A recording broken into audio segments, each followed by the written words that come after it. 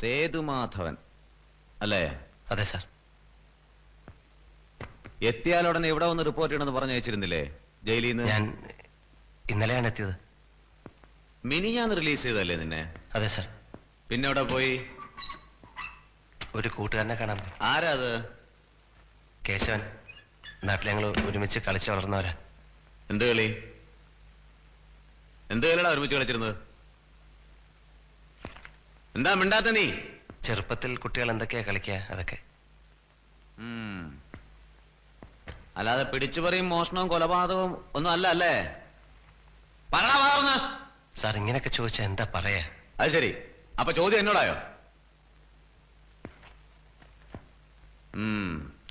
ഇനി എന്താ പരിപാടി? ഒന്നും തീരുമാനിച്ചില്ല. തീരുമാനം എന്നത്തേക്കാവും? സാർ പരിഹസിക്കരുത്. പരിഹസിച്ചാ നീ എന്ത് ചെയ്യും? വിളയ്യാ നീ?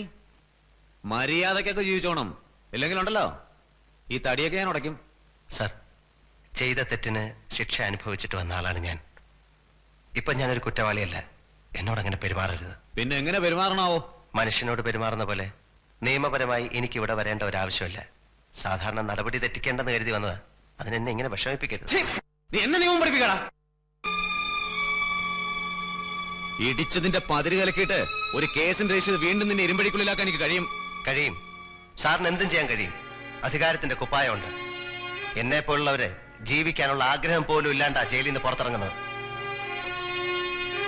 സഹായിച്ചില്ലെങ്കിലും ഉപദ്രവിക്കരുത്. എന്നെ പോകാൻ അനുവദിക്കണം സാർ. ഞാൻ വിളിച്ച ആ നിമിഷം അവിടെ ഉണ്ടായിരിക്കണം.